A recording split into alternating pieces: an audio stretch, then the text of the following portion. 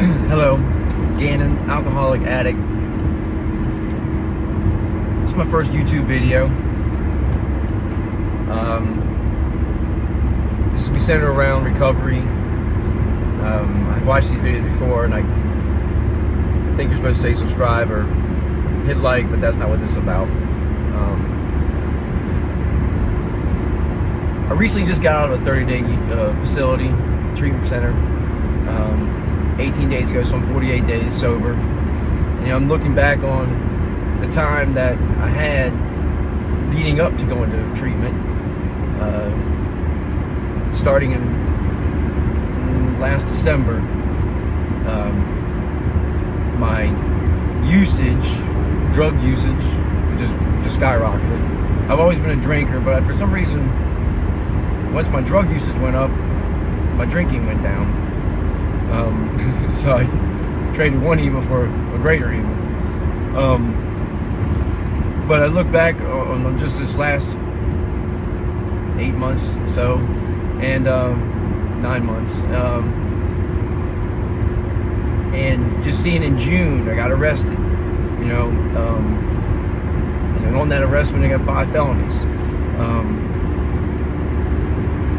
July I got arrested again for a DUI, which I just went to court today over that.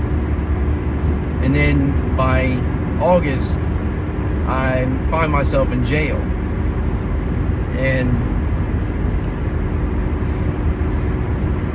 when I got to jail, I'd gotten to the point where I didn't care anymore. I was facing 3 years, and being a guy who really hadn't been in jail or anything like that, I got so sick of myself that I didn't care. I was going to do those 3 years. I was fine with it. I didn't want to call anyone for help. I didn't want anyone to help me. I didn't even want to save me. I was done. I was done with myself, and didn't want anyone to help me. Didn't want to owe anyone to help me. I literally was in jail for 3 days. Didn't call a person. Not one person. And the crazy thing is, I started getting messages from the front desk of the jail, post-it notes of people calling looking for me, wanting to know what they could do for me, wanting to know how they could help me. And finally I just started calling back, and we began the process of trying to get things straight. And I was able to get a diversion set up where, if I continue to do the right thing, that I will I'll have everything expunged. Like it didn't even happen. But it did happen. It always will have happened. And I look back on, you hear the term. I've done a lot of thinking about it. Like I said, during the 30 days that I was in treatment, that I did, and I actually wasn't sent to treatment. I volunteered to go to treatment. And believe me, I was excited to get there. Now, don't get me wrong, though. I showed up messed up. I showed up fucked up. I was fucked up.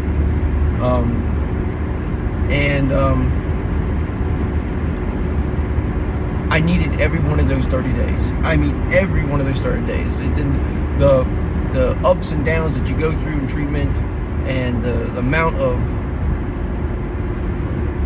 looking at yourself and the emotions, and how you handle the emotions, and how you handle your expectations of people, and your codependency, and all those different things, and your handling of your behavior, and the situations that you run into, and the situation creates a thought, which has an emotion, and then the emotion creates behavior, and those things, really working on that was really one of the big things that helped me get through to the point where I could finally have that release, which I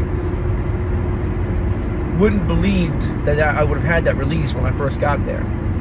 And finally, about 4 days away from me getting out, I finally started to have that release, where I just basically started to let all the anger go, all the disappointment, all the expectations that were unrealistic, putting unrealistic expectations on so many different people.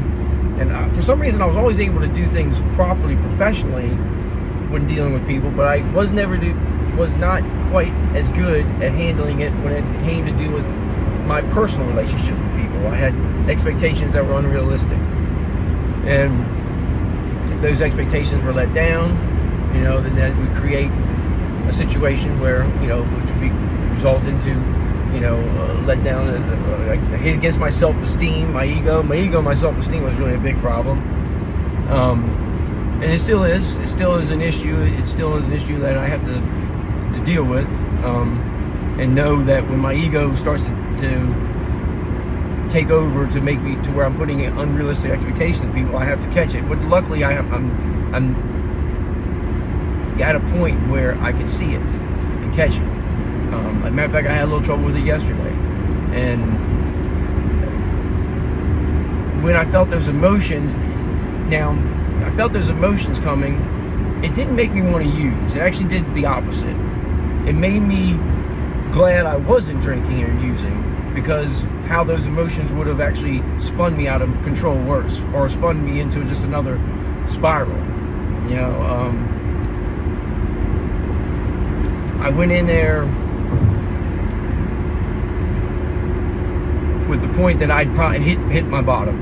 I hit the two things. The funny thing is, the two things that kept me from going to treatment: my family and work. And the two things that kept me from going to treatment were the first two things that I was about to lose. Those were the first two things that were about to go. The things that I thought that I was sticking around to save were the things that I was actually ruining the most. And, there was a time back in my usage where, in my drinking, that I probably, if I would have gone and stuck with AA, because I did try AA before and different things, and I had some success with it. Well, I wouldn't say success. I had some good results. I had good times where I wasn't drinking or using. But I think for me, there's like a line that you cross, and you cross that line where your mind and your approach to life changes, and it gets so warped because you're living in like this madness that you now no longer, or at least for me, no longer had the ability to just go to meetings. I had to get a reset. I had to basically retrain my brain and basically retrain my approach to life to where I could then start to see how my previous behavior was such a problem, and my previous approach was such a problem, where I don't think I crossed that line where I wouldn't have saw that. And I really needed that treatment. I went to court today. Here's a crazy thing. I went to court today, dealing with the DUI, and I'd been to this courthouse before, but I was messed up when I went, and while going there, I recognized nothing. I mean, nothing looked familiar. The only thing that looked familiar was the courthouse, but all the landscape and all the landmarks leading up to the courthouse looked completely unfamiliar. I started questioning if I was even in the right area, because none of it looked familiar. And I started realizing, good God, you must have been fucked up. Damn. How did they let you leave that day? But I guess I was able to put on a good enough mask, because that's what it was. It was a big mask that I put on. And of course, I'm driving now while YouTubing, but I guess I can get a DUI, driving under YouTube. But,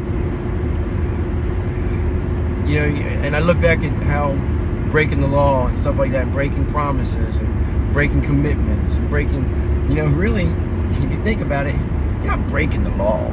The law is not broken. The law still exists. You're not breaking the commitment. The commitment still existed. You're not breaking the promise. You're breaking yourself against it. You're breaking who you are against your commitment to honor these things. And that's what it was. I'm basically breaking myself down and breaking myself down until basically there was just only some small pieces left. And when I look back on my attempts to stay sober, one time I stayed sober for 10 months, but that was just because I was pissed off. I was just pissed off, like, damn it, I'll show you. I was able to white knuckle it and do it for 10 months. And then I look back on other times where I'd have a 30-day here, a 25-day here, or 40 days here, there. And all those times failed as well, obviously. But the biggest thing that I realized of why I failed. Because when I look at the 12 steps, I actually was in work in life. I did a decent job of working the steps, except for 1, 2, and 3. I never got 1, 2, and 3. Never could admit I was powerless. Didn't put my faith in my God, my high power, and I didn't let Him. You know, during treatment, a friend of mine said to me, 1, 2, and 3 is kind of like this. He said, I can't, He can, I'll let Him. And that really stuck with me. It made a lot of sense to me. You know, I can't, He can, I'll let Him. And that's basically what I'm doing. I know I can't. I know I'm powerless. And like I said, I crossed that line. I crossed that line to where, you know, if I go back to try to use or do anything like that again, I won't go back to being the guy I was 10, 12 years ago. I'll go back to being the guy I was 48 days ago. I'm 48 days sober now.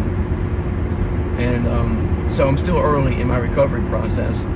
And I got a little drive ahead of me, so I figured I've done a meeting, and I called a friend of mine who's also who's a sponsor in the AA, and we had some conversation. I still got some more drive left, so I figured I'd take this time to talk about it and record it and see if there's any response, or maybe if there's any type of things that I can offer that would help anybody else. But you know, I was going back to using, and if I use again, I'll go right back to where I was. There's no, and basically that was every day. Every day I had to have drugs, alcohol.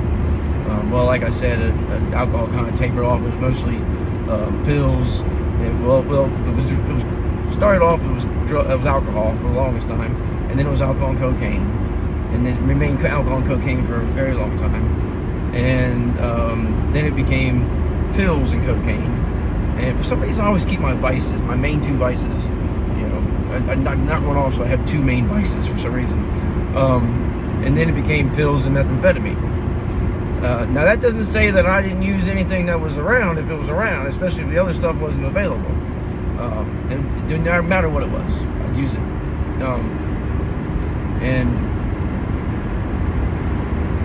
I was having, obviously, going through situations where, you know, you're going to run into problems in life, no matter what.